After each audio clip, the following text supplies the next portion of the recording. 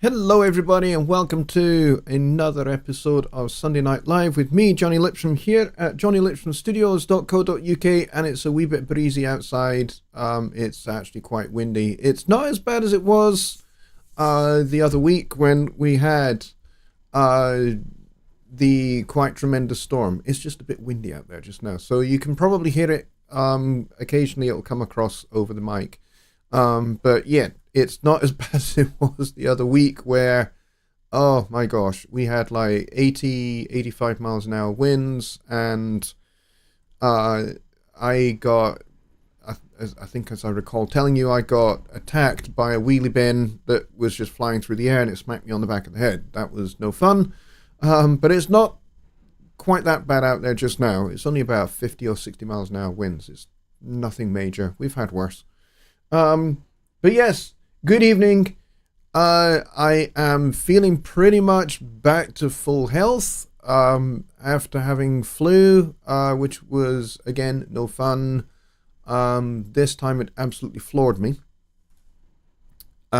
which, you know, things like that don't normally floor me, but I think I've mentioned before that I have a blood condition that basically one of the side effects of that particular condition is that my immunity is a little bit suppressed. It's a little bit lowered, which means I'm more vulnerable to things like flu and colds and COVID and things like that. So I have to be a little bit extra vigilant.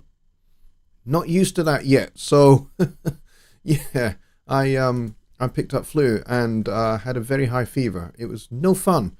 And it's pretty much done the rounds throughout the whole household now. So we've all had it, and my wife Kate has been off for most of the week, and she's recovering. So hopefully she'll be fit and healthy and back to work tomorrow. We'll have to see. But yeah, so that's that's the news here. Wild, windy. It's been a crazy winter so far. It's threatened to snow, but never has really done very much. But I know that there are parts of the United States at the moment that have had a phenomenal amount of snow, and there are other parts of the United States like California at the moment, particularly around the Santa Barbara area, which is experiencing incredibly torrential and heavy rains and potential for flash flooding and stuff like that. So I'm aware that we have it quite easy here compared to you guys. Alright, so with all of that preamble out of the way, welcome. I hope everybody has had a great week and a great weekend. Excuse me. It's been a good one here. I've had a very relaxing weekend, which is something that has been required. But let's see who was actually first in the door. It was Chris from Indiana. Chris from Rackner was in the door first, followed by Billy, who is normally first in the door. Billy, you're a bit slow this week, mate.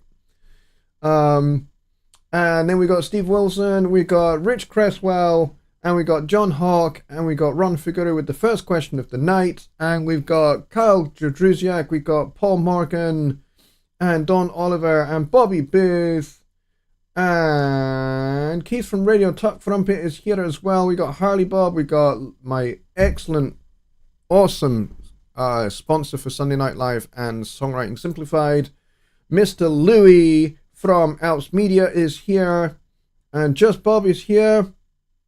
Danny Taylor is also here, and Kieran T 2010. And Kieran says hello, a bit late to the stream.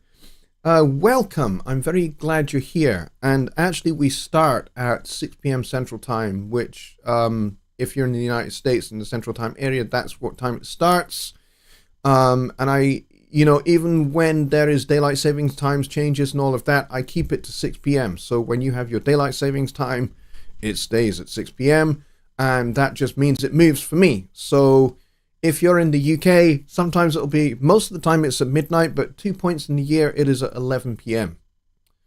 So that's kind of how it works. It is always 6 p.m. on Wednesdays for Songwriting Simplified and on Sundays for Sunday Night Live.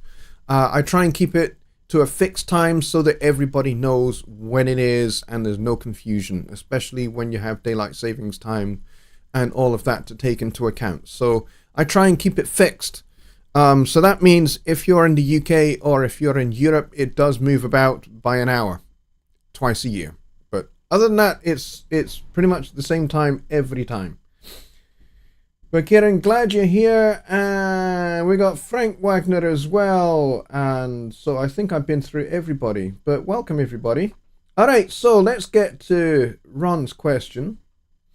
And actually, this is a relatively common question. I see this question crop up quite a bit, and it arises for a couple of reasons, and some of it is to do with understanding how exporting a mixdown actually works. That's the first part of it. And secondly, if you are not actually doing mastering, so you've not actually mastered your piece, you're just exporting the mix down, it's going to be quieter than something else that is mastered, for example. So it might appear that the waveform is really, really quiet compared to other things. So the first thing to understand, let's get to the question and read it first.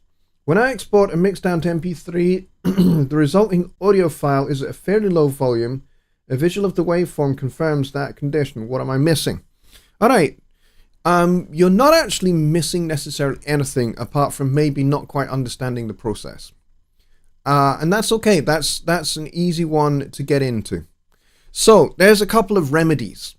But first of all, let's get into how mixing down works. So when you do export mix down, what that does is Studio One, if you are doing an offline mix down, which means it's not in real time, what Studio One is doing is Studio One will process the whole of your piece of music between the parameters that you have set for the export. So if it's between start and end marker or between loop, what it does is it basically makes a recording of the output of your main output after it's been through the insert section and the post fader section and everything, and the fader itself. So once the audio has passed through the whole of your main output and the outputs of your interface, then that's what gets printed to either WAV or MP3 or whatever other format that you choose to use. So if you are just doing an export mix down and your audio for your mix tends to not peak very highly, then that's going to be the value that you're going to get at the end of the day. So there are a couple of things that you can do. First thing, what are you doing the export mix down for? Are you doing it because you want to send out a rough mix for a client to listen to? Maybe they need to compare it to a reference track or something like that. If you are comparing your mix to a reference track, remember reference tracks have already been mixed and mastered. So that's what you're competing with. So they are going to be louder than your mix just by default. The reason being is because they've already been mastered. So their gain level has already gone through a limiter and a compressor, and the gain has already been driven through into that. So the peak value and the LUFS value is going to be higher than just a normal mix would be. So So that's the first thing. Second thing, if you're exporting a mix down so that you can send it to the project page for mastering, I would suggest don't worry too terribly much about how quiet it is. Because if you send it to the project page is designed for doing that mastering process. So that means you can turn it up. If it's quiet, you can turn it up, and it's not going to do any damage to your audio. However, if what you have sent to the project page is too loud or is very, very close to clipping, you've got nowhere to go. So once you start adding compression and limiting, you're going to be getting into clipping, and there's nothing you can do. You can turn the audio down, providing the audio hasn't clipped in the first place. Even if it's clipped by just a little bit. Digital clipping is extremely unpleasant, and once that has been printed to a track, there's nothing you can do to get rid of it, apart from perhaps using some audio repair software like RX that maybe has like a declipper, and it basically goes through and rounds off all of those clips again. But that's about all you can do. So I'm going to suggest that what you are doing, I'm going to assume that what you are doing is you are basically exporting a mix down because you want to compare it to something else, or you want to give it to somebody to listen to, and they might listen in the context of other songs, and so you want it to be at that quote unquote commercial level so that it basically sits right with other pieces of music. So there are down and dirty ways in which you can do that. One of which is to use a limiter on the post section of your main output channel. And I do this quite a bit. For example, the theme tune that you just listened to. If I took the limiter off, it would be much, much quieter. I will demonstrate this. Let's go over to Studio One. And I'll put my little camera thing on there. And you'll see over here that we have a limiter on at the moment. So let's hit play and we'll see what this level peaks out at. And actually, why don't we bring in the level meter so we can see it actually, so we get a good visual. Where is level meter? Level meter. There we go. We'll put this after the limiter. And we can have it vertical, which is the same as this. You can orientate it horizontal if you really want to. It's up to you. But we'll keep it like this for right now. And we can go into any of these modes. Now, I'm using the K system here. I'm using K20 on my main output. But I'm going to keep this in peak RMS and we'll see what the value is. We can go to EBU R128, and this is going to give us our LUFS value.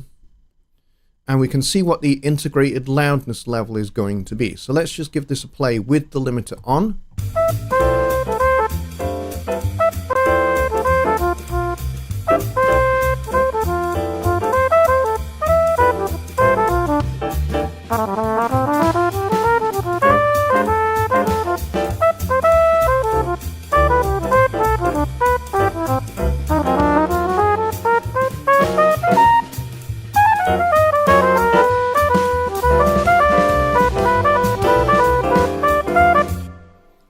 Now, you'll have seen that it was actually quite dynamic throughout that first section there until we get to the end, and then it just it stacks right up to the top because we've hit the limiter. Now, notice how the true peak value here is -1 dB.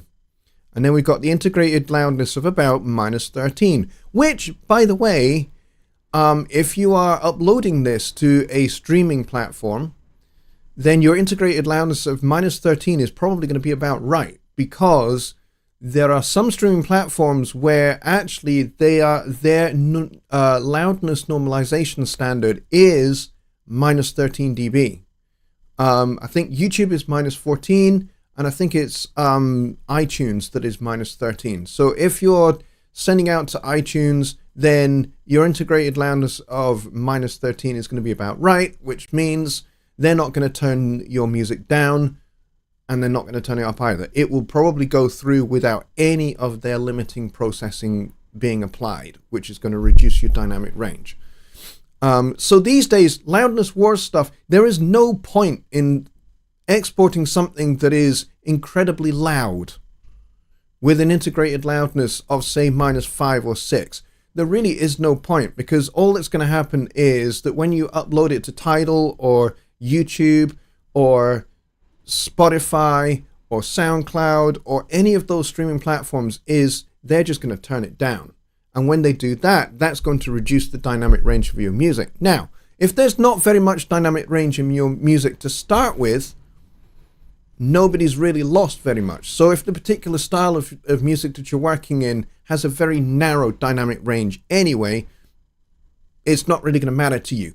But if you're working with just middle of the road pop music, rock music, jazz, R&B, you want to avoid putting something out that has a very, very narrow dynamic range, because it's not going to sound great, to be honest. And then, you know, if that then gets turned down further by the streaming platform, it's going to pretty much wreck your work, and you don't want that. So that's why kind of preserving your dynamic range is a good thing. So I know I'm kind of expanding a wee bit on what Ron's original question is. And he says it was an acoustic piano stem from September by Earth, Wind and Fire. Yeah, make sure you've turned that up. If it's just a stem on its own and there's no other accompanying part, just make sure that that's turned up. And you can see that on the metering on the track. So if you've got that peaking at about -5, -6 on your track, because that's okay, it's a single channel on its own, you don't need to gain stage it to -12 like everybody says. Gain stage -12. No, you only need to do that if you've got a large number of channels, and actually it's debatable whether you actually need to gain stage at all.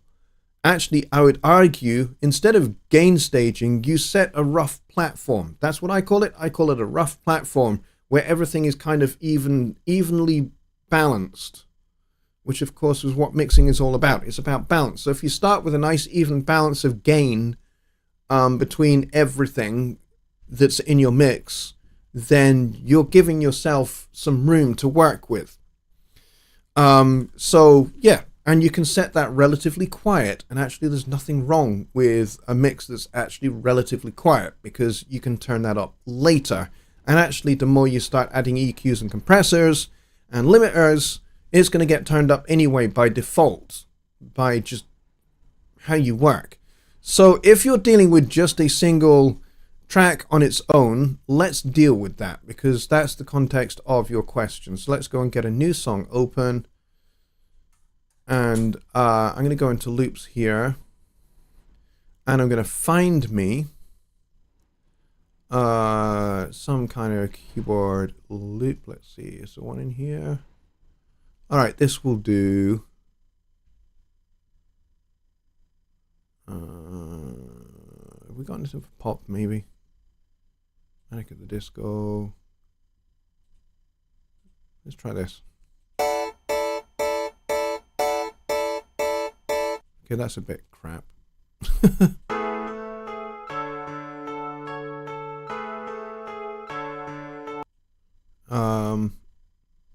What about this?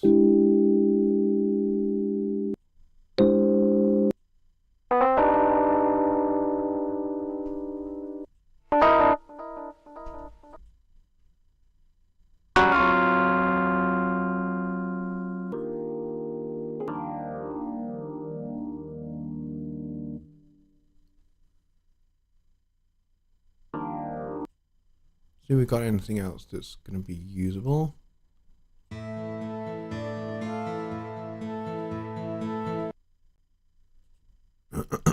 I will find something usable in just a moment. Let's go for something out of Thunder Roads, why not? There we go. Let's use that. And what we'll do is we'll duplicate this a couple of times. Maybe one more. There we go. And what we'll do is we'll take a look at the the overall output of this channel and we'll see what we end up with as we're playing this.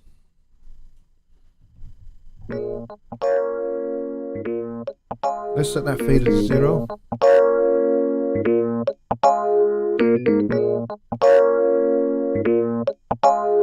Now you can see there that we're clipping. So let's highlight all of these. Let's turn these down a wee bit. We'll crossfade them as well.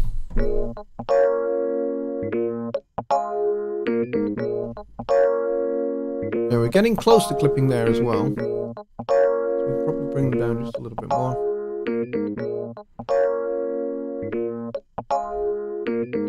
Okay, there we go. So that's pretty good.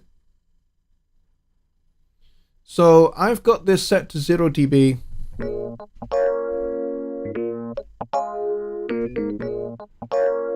And we can see that it's actually peaking occasionally up at around -6 here. But then when we look over here, this is going to give us a bit more of an accurate reading.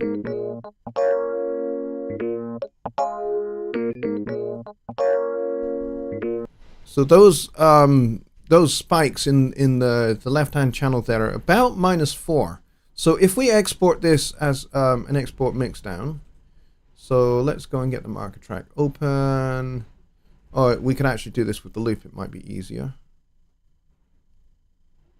And we'll give it a little bit of a lead out as well. So we'll give it an extra measure of lead out. And let's go and get our level meter in here. And we'll see what this is coming up as.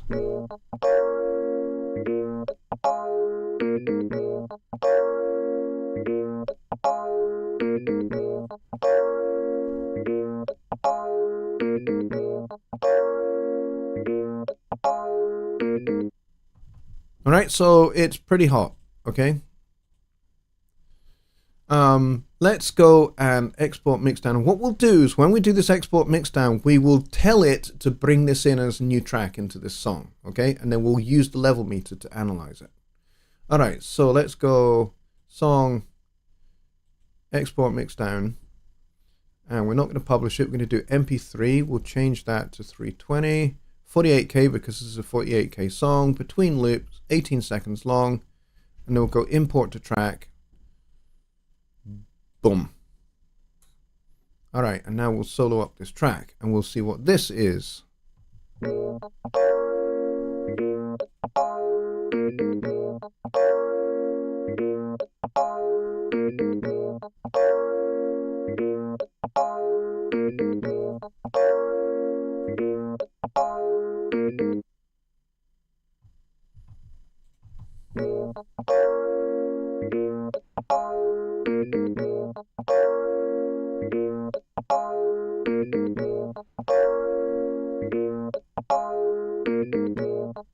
Peaking about -4, but the bulk of the audio is round about here. You see, if you see where the bulk of the audio is.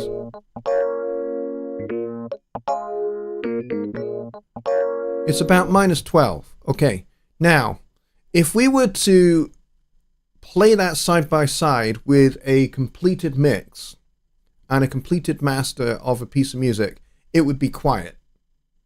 It would be really quiet. So, couple of things you can do. Grab the limiter. I'll put the limiter before the level meter. And I've got the ceiling and threshold set to -1.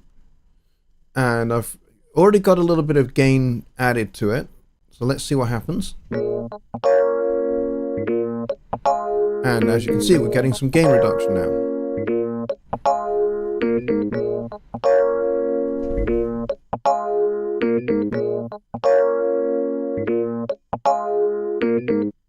Alright, so we like that with the limiter. So let's go and export this with that muted. So we're exporting this mixdown track. We're going to bring it back in, but this time it's going through our limiter.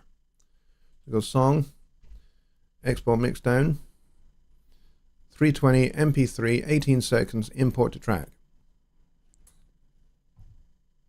And now you can straight away see that this waveform is definitely bigger than the previous one.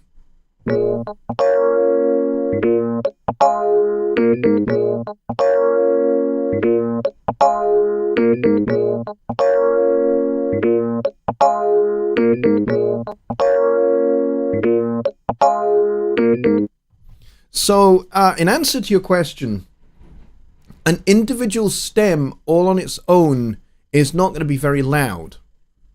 Certainly if you compare that to a full mix, it's going to be pretty quiet, because they tend to be.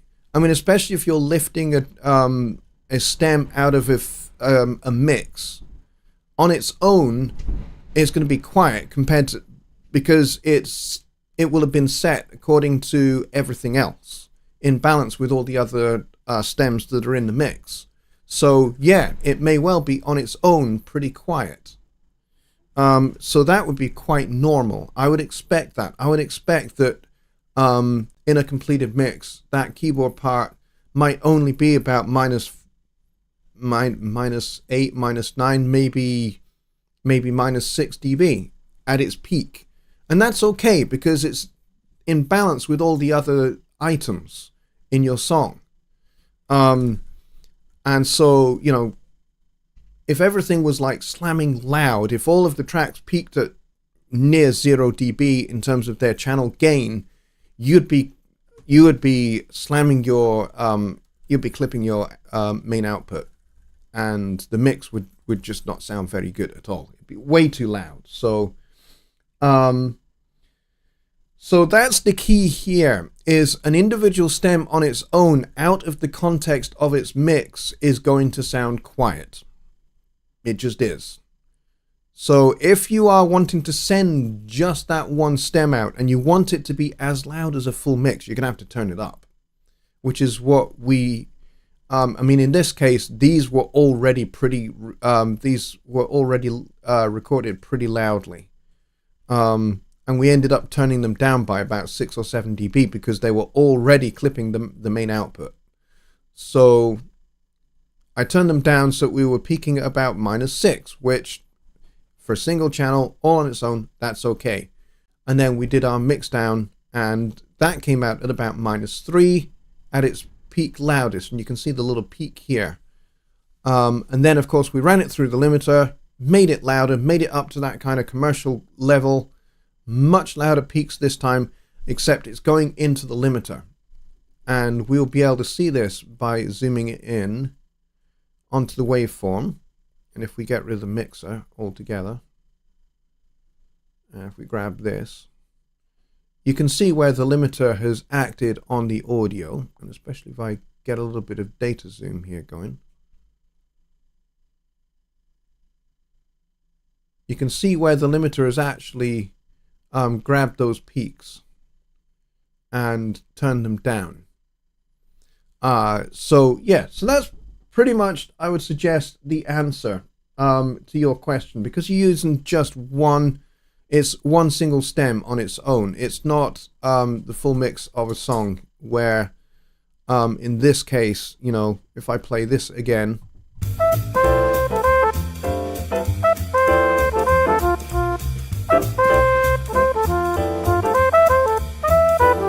if you look at the peak values of each of these channels, there's nothing here that is peaking above minus 6. Actually, most of them are kind of hovering around about minus 9, minus 10. But it's the sum of all of these, plus if I turn off the limiter, you'll hear how quiet it is without the limiter.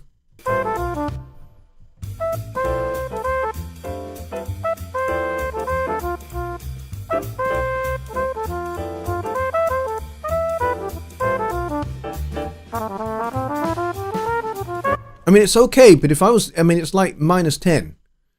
So if I was to play that against a completed mix and mastered track, it would be way quiet. It would be way quiet compared to it, because the other one is going to be round about -1 if it's being driven into a limiter that's set to -1. So mine's going to be 10 dB quieter. So that's where having the limiter helps.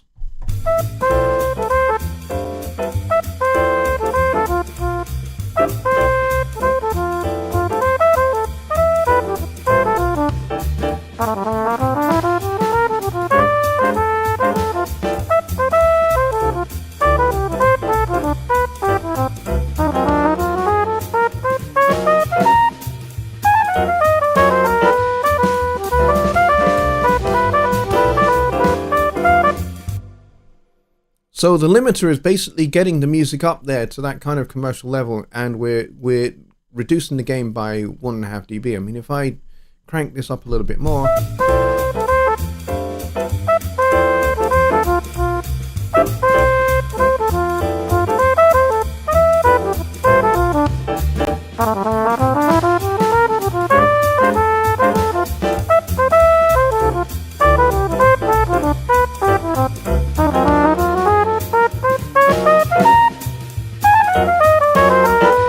So yeah, we're doing too much limiting now.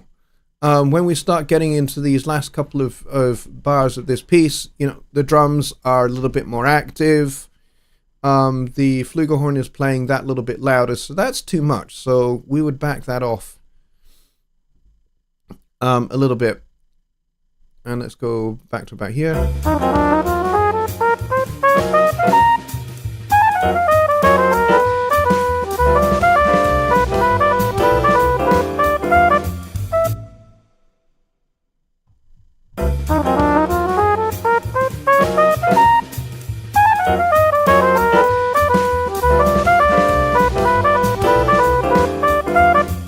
Yeah, I don't like, particularly with this style of music, I don't like to be doing more than like 1.5 dB worth of limiting, to be honest.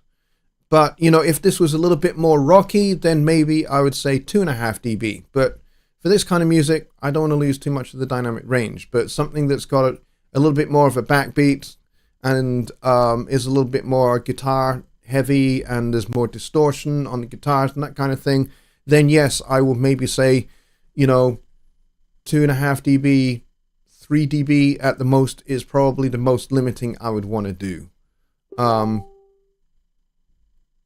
So yeah, I hope that is helpful to you, Ron. It was a good question, and it's a question that I see come up quite a bit, where people, you know, they will export a mixdown and will go, oh, my mixdown is really quiet. When I'm playing it in Studio One, it's nice and full, but then when I export it to a media player and I play it in the media player, it's much, much quieter. Why is that? It's because if you're only doing the mixdown from just your mix and you're not using the limiter to get the kind of commercial volume that you're after, then yes, it's going to sound quieter for sure. So if you're sending out just a single stem, like a keyboard part, then I would say don't worry. I mean, it depends upon what you're sending it for. If you're exporting a mixdown of just this one keyboard part, what is the purpose of it? Is it going to form, are you sending it to somebody else and they're going to drop that into their mix? In which case you don't want it to actually be too loud, because all that's going to happen is the person at the other end is going to have to turn it down to make it fit the balance of their mix. So you probably don't want it to be peaking really loud. You probably want it to be peaking about -8 or -9 dB. And if necessary, they can just add a little bit more gain. Not a problem. But if it's too loud, nothing you can do about it. You're not giving anybody any room. So yeah, that would be my advice. If it's just a single stereo track, like a keyboard part, and you're sending that on to somebody else, then, you know, it's not a big deal. It doesn't have to be loud. It doesn't have to be at that commercial level because it's just a single track. But if it's the sum of your whole mix, then a limiter is going to be your best friend. So I hope that that's a good summary for you. Let's go back and see. Just check the channel. It was minus 0.3 dB. So the track on its own might have been loud enough. In the export, mix down screen, adjust loudness was not checked. Okay. So you're talking about this guy. You're talking about this guy over here. Now, this here, if you check this guy, it's going to set things automatically for whatever streaming platform destination you're going to send it to. And there's a whole bunch here for different ones. Like OP59 is the Japan and Australasian normalization standard. And then there's EBU R128, which was the very first normalization standard, which was created by the European Broadcasting Union. And they named their standard R128. And this is a minus 23 LUFS with a maximum true peak of -1. But then SoundCloud is going to be minus 14. Netflix is minus 27. So there's quite a lot of different variables here. But then there's this generic streaming one. If you want to kind of do this so that everything is at minus 14 LUFS for maximum loudness, and then your max true peak is -1, just set it on this one. I personally don't use this very often. I hardly use it at all, in actual fact. I have this set to off, and I'll use the limiter to get things where I want them to get in terms of output volume. So, and again, that's where the level meter will really help you. So, you know, if you're looking for that broadcasting level, set this to EBU R128 and look at your integrated loudness. This is kind of your important value. All of these are important. This one's important. This one's important. But yeah, this is, if there is such a thing as a target, and I really don't think there is a target loudness where you must actually hit this in order to satisfy streaming platform. I don't think it works quite like that. There's a lot of mythology around this already, and this kind of normalization standard thing is relatively new in terms of DAWs and streaming platforms. It's kind of, you know, it's the next phase of the loudness wars, if you like. So, you know, my good friend Ian Shepherd, who is a fantastic award-winning mastering engineer, has a website called productionadvice.co.uk. Go and check out all the stuff he has on the loudness wars and the normalization standards, because he's got some really, really, really fantastic, useful information that you can get into. Some of it is a little bit on the heavy side, but at the end of the day, he's got some really sound advice about what to do about, you know, putting out your mixes to things like SoundCloud and Tidal and Spotify and satisfying their loudness normalization standards. He's got some really, really, very, very good advice, mostly because he's been on the advisory boards for all of these companies, helping them with their loudness normalization standards. So I hope that has helped address that question. It was a really, really great question. Let's see, what else do we have? Super Squirrel says, I keep hearing the term or a phrase, shape of A for melodies or songs. I don't think I understand it well because I feel it's explained poorly. Are there any pictures which are derived from these shapes of melodies or complete songs? It'd help to have an image reflective of the shape. That is much more of a question for Wednesday. So if you don't mind holding on to that question and repeat it perhaps on Wednesday if you're around. If not, feel free to go to the website down the bottom, jonnylipshamstudios.co.uk.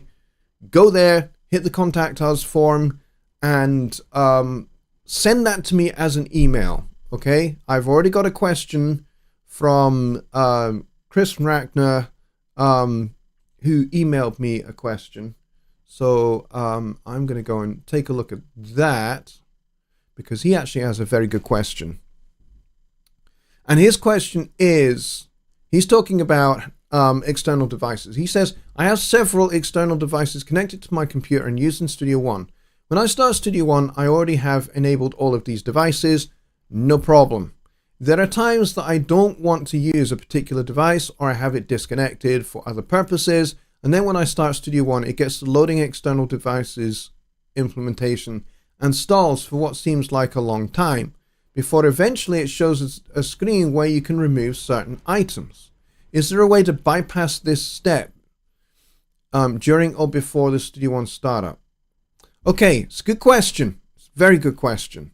Now, when you get that question, when you get that dialog box up, there should be a skip button so you can skip that process altogether. And basically Studio One will just start up with that thing disabled, with that item disabled. You will see it in a line in the messages. When I say messages, what do I mean? So if I go to view, and if I go additional views, and if I go messages, which you can't see, here we go. This is what you see when you start up Studio One. And I can expand that way. Can I expand it this way? Yes, I can. So this is what you see when you start up Studio One. Verifying user, copies license to me, scanning plugins, etc., etc., scanning extensions, starting external device support. And it's at this kind of point here that if you have devices that are not turned on or devices that are not connected, it may well pop up a little warning triangle saying, hey, X device is not connected. You can ignore that. It might pop up a dialog saying, we are unable to find this device. Do you want to retry? And you can just say no if you want to just move on because you're not using that particular keyboard. Now, the cool thing is that if you keep that keyboard switched off or disconnected the next time you start up Studio One, it will not try to detect that keyboard again. It won't, because you've told it you're not interested in it. When you answer that dialogue and you say, no, I don't want to retry, it won't retry, and it won't retry again until you connect it. So if you then at a later date go, okay, I've finished using that keyboard for playing a show or whatever, and then you bring it back into your studio and you connect it all up again, you start up Studio One, it will detect the keyboard and it will just progress as normal. So that's the thing to do. When you get that dialog box, it will say, hey, this device is either switched on or disconnected or something. Do you want to plug it in and try again? You can just say no, and it will skip it. It will skip that trying to connect that device, and it will move on. So that's what these messages are. This is what you see at startup. So here's the cool little tip, actually. When you start up Studio One and you see those messages scrolling, and let's say you get one of those little yellow warning triangles, or you get the red skull and crossbones on a particular item, but it goes by so fast you didn't see what it was, you can go to View, Additional Views, Messages, and then you can review what it was. You can go, it's certain plugin is blocked, or certain plugin is not installed, or whatever. And those things will be listed here. And as I said, anything to do with external devices like your MIDI, starting external devices, starting hardware integration, all of that kind of stuff. If you've got any stuff powered off, this is where it will trigger and say, hey, this particular keyboard that was installed, the last time you used Studio One, this keyboard was installed. We don't detect it right now. Do you want to connect it and try again? And if you do, then you just do retry. But if you don't, then you just say no, and it'll move on. And it will never scan that device again until you reconnect it. Okay? So that's something to bear in mind there for you, Chris. I hope that helps you. It was a very good question. Let's see what else we got. Ron says, I use it for practicing purposes on my iPad. I want the levels to match other music in iTunes so I don't have to keep reaching for the volume slider. Right. In that case, because you're doing it that way, because you're exporting that particular track and then you're going to try and balance it against an already mastered track in iTunes, that's going to be a little bit tricky to do. What you might want to do is, if you're playing September, for example, is maybe bring in the MP3 of September into Studio One, and then you can balance your keyboard against the mix of September, for example.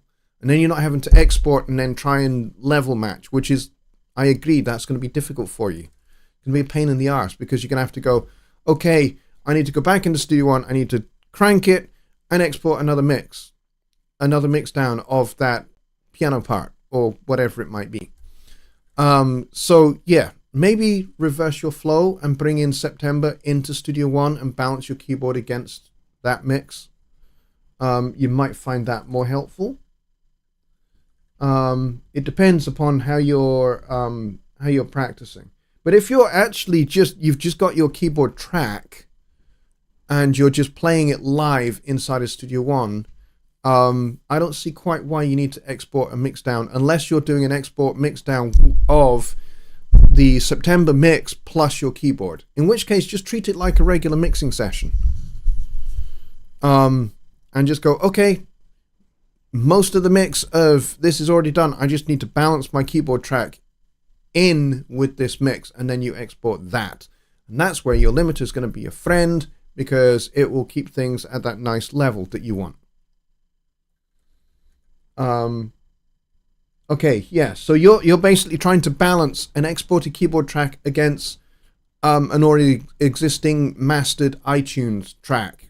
That's going to be tricky. That's going to be difficult, because you don't know necessarily how it's going to balance against the mastered iTunes track. So you're going to have to do some experimentation to get it right. That's tricky. I would do it the other way around. I'd bring everything into Studio One from iTunes, personally. That would be my view on that. One person in the chat I'm particularly pleased to see, and that is Billy Morgan. I hope you are recovering well, my friend, after your adventures recently. I hope you are feeling better and you're beginning to recover well. It's going to be a bit of a long road for you, but one thing I can say, and I think I can speak for everybody here, we are with you on your journey to recovery. So you've got our complete support. You've got my complete support. Okay? I just thought I would put that out there. Ron says, I created a 3-bar click track for count off. Okay, I think I see what you're doing. Yeah, I would bring everything into Studio One. If you're practicing, use Studio One as your practicing space, and bring everything from iTunes into Studio One. Otherwise, balancing things inside of iTunes is going to be very, very difficult for you to do, I would suggest.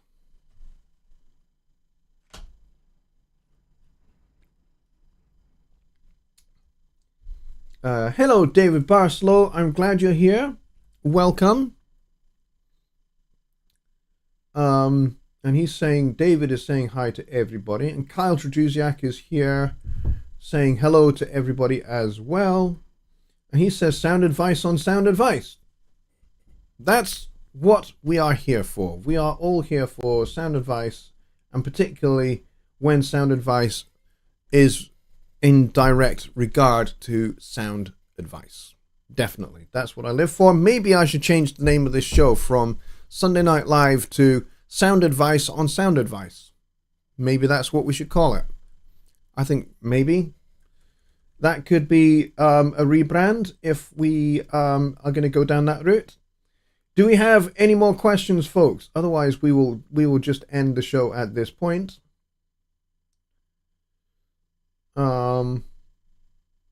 Let's go back up and see.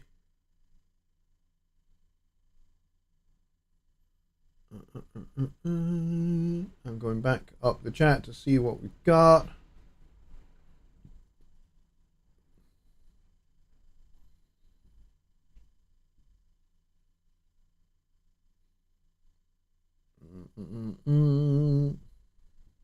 Yeah, we got Secret Squirrel's question. Could you hold on to that question until Wednesday, please? We got Don Oliver's question as well. He says, when I transfer MIDI to audio, my tracks will not mute. Your tracks will not mute when transferring MIDI to audio. So you're basically doing a mix down, a mix down selection or something like that. Am I right? That's what you're doing? So let's go over to Studio One again and let's get out the mixer. So let's say, what do we have here? So let's say we want to transform this to rendered audio, or we just want to transform to audio. So if I right click this here and transform to audio track, render inserts, preserve instrument track state, remove instrument, auto tail of, let's say, 2 seconds. I don't think I've got a ton of reverb on here. And then we'll just go okay. All right, and there we go. You see how there's no instrument track anymore. The instrument track is gone. Concerned about this bit here.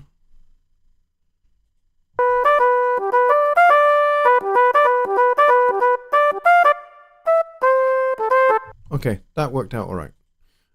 And then let's go and we'll transform back to instrument track. And it's just like that. That's how that works. You can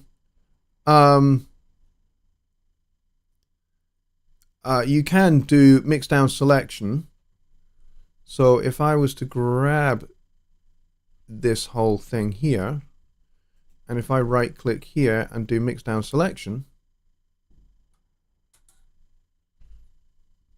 that has done a mix down just of that track. But look, the track itself is not muted, but if you look in the corners of the events here, they are. The events themselves are muted. The track doesn't mute, but the events do. So if I was to play this,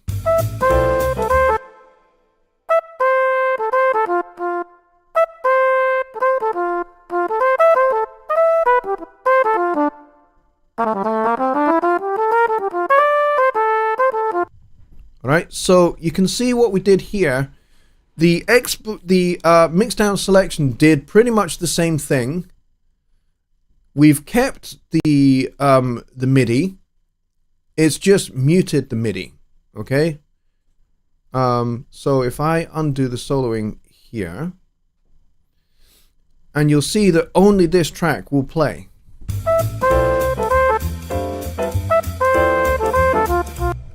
But the events themselves are muted. That is how this is designed to work. When you do a mix down selection, the events that are being mixed down get muted automatically by default. That's how it works.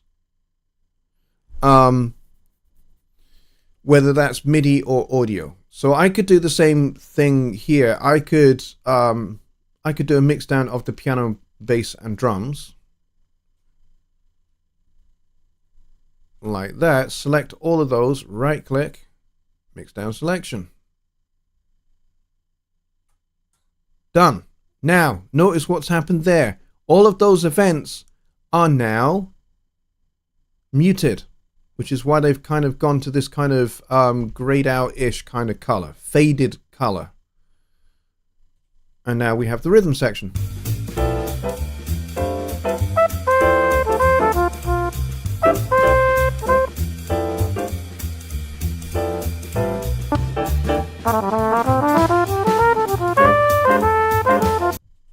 All right. Now, what I'm going to do is I'm going to go up to Edit, and I'm going to go to History, and I'm going to undo all of that. There we go. And everything has been restored back to the way it should be. All right, but I hope that helps. When you do your mix down selection, it mutes the events of what was being mixed down. So you end up with a stereo file, and the events that have been mixed down to that stereo file, they get muted so that you don't get that doubling. That's kind of by design. That's how the commands actually are set up to work. So I hope that was helpful. And Chris is asking about his other question. I need to go and check his other question. Oh yes, okay. So Chris's other question, he says, is there a way of auditioning the songs in the song folder without opening them up in Studio One? If I may give an example, I often create a new song most every time I open Studio One, usually because I have not committed myself to any particular music style or type at that time. I just experiment by loading different instruments and such and just play. When I need to leave, I close Studio One and it saves my song. Because I haven't and don't name my practice pieces, the next time, sometimes maybe several months later, I have to search through by repeatedly opening dozens of instances of Studio One. Well, you don't open instances of Studio One, you're just opening the songs. You won't open multiple instances of Studio One because you cannot do that. You can only have Studio One running once on your computer. So what you will be doing is just opening different songs.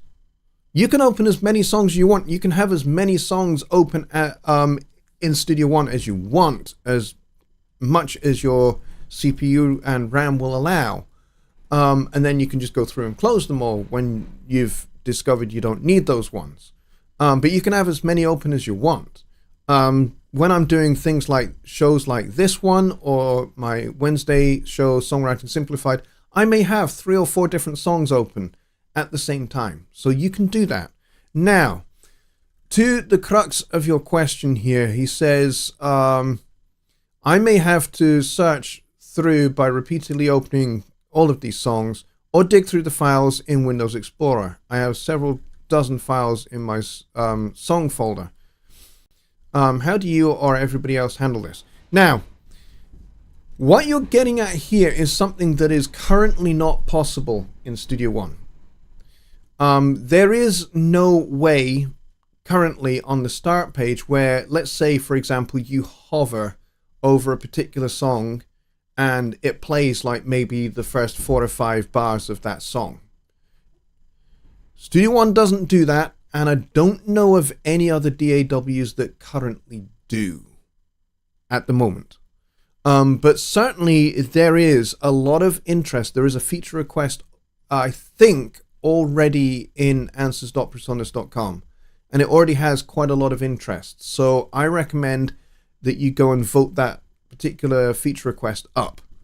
And the more interest that that feature request gets, the more the development team over in Hamburg, my good friends in Presonus Software, the more they are likely to consider putting this on the roadmap for Studio One in a future build. So that's kind of how it works. At the moment, what you're requesting here is a fantastic feature request that I completely agree with, but it's just not something that is possible inside of Studio One at the moment. What I recommend you do is I recommend that you try and get into the habit of giving your pieces a rough working title. That might be the particular date, or as you're developing your piece of music, it falls into a particular style or it falls into a particular sound that makes you think of something. Give it that title.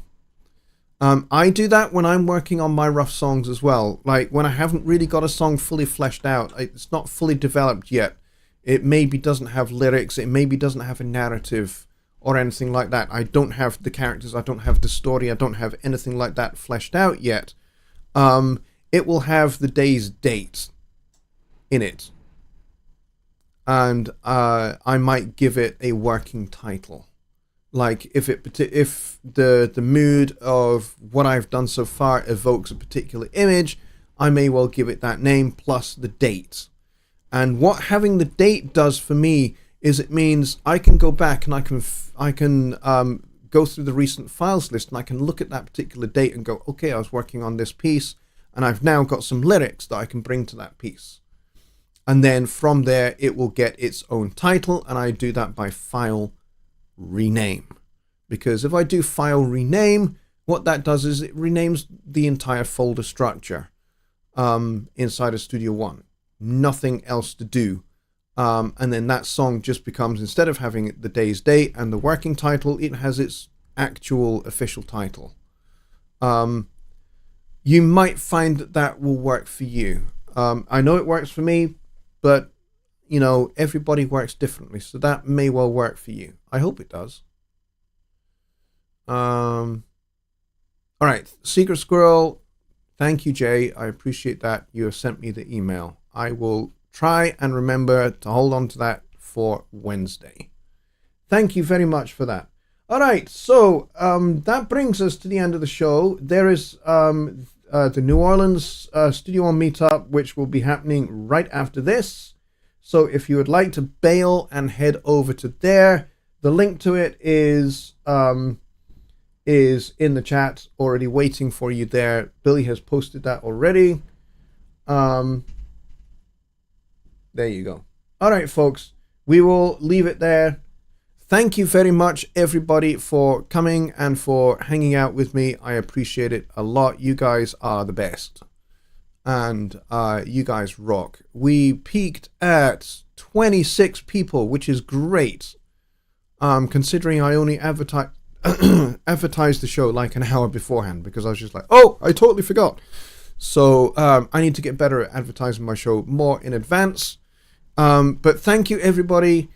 Some really, really terrific questions. Let's head on over to the New Orleans Studio One meetup and hang out with Billy and show that guy some love and some support. And other than that, all that remains for me to say is join me on Wednesday for Songwriting Simplified, where we will go through your songwriting questions like the one that Jay had, and your composing questions, arranging questions, music theory questions. That's what the Wednesday show is all about. Plus, I always, at the moment for 2024, I will have at least one little songwriting or arranging or composing tip that will help you, that you can just immediately pick up and take into your songwriting. Basically, I intend to arm you with at least one cool thing. So recently, those things have been harmonic devices. We looked at mediant chords, and we looked a little bit at secondary dominant chords. More stuff like that coming, but I'm also going to have some melody writing tips for you as well going forward over the next few weeks. All right, so until then, folks, I'll see you on Wednesday. Have a great evening. Good night.